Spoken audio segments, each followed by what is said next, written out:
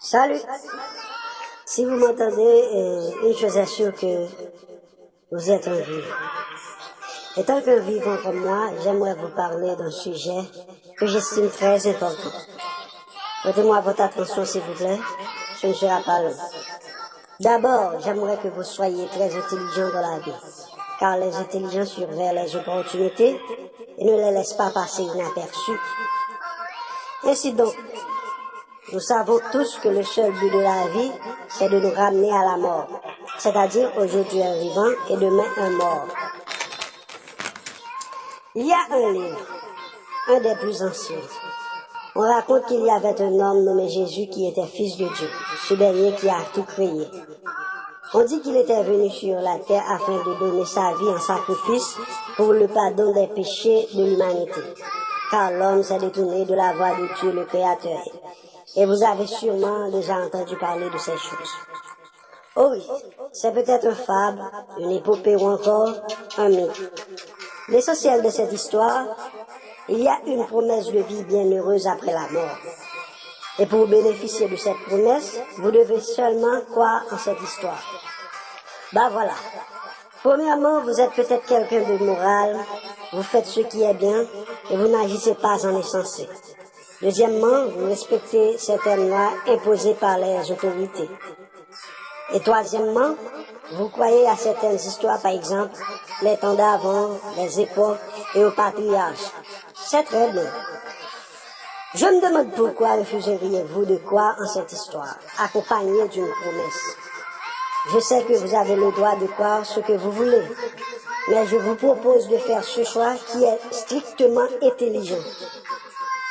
Tout comme dans le pari de Pascal, je vous suggère de voir les avantages sans aucune perte qu'à cette histoire.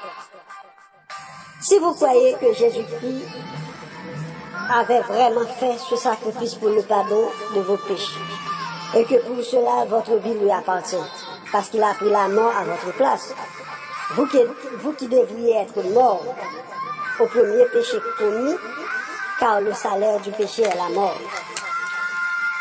Le grand créateur de toutes choses a fait grâce parce que, par ce sacrifice, non seulement vous ne serez point jugés pour vos péchés, vous bénéficierez d'une autre vie bienheureuse sans fin. C'est ça tous les avantages si après la mort, tout n'est pas fini.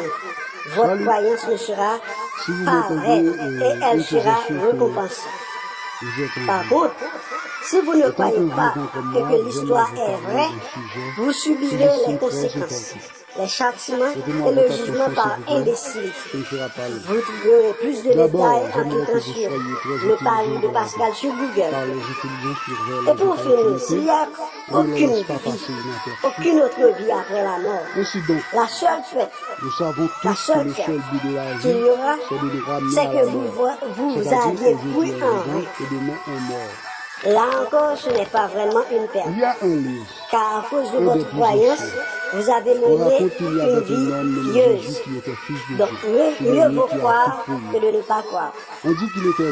Merci de m'avoir écouté. Avant d'aller, la plus grande erreur, la plus grosse source et le plus grand péché que vous puissiez faire pendant votre existence, c'est de n'avoir pas cru en Jésus-Christ et son sacrifice. L'essentiel de cette histoire, il y a une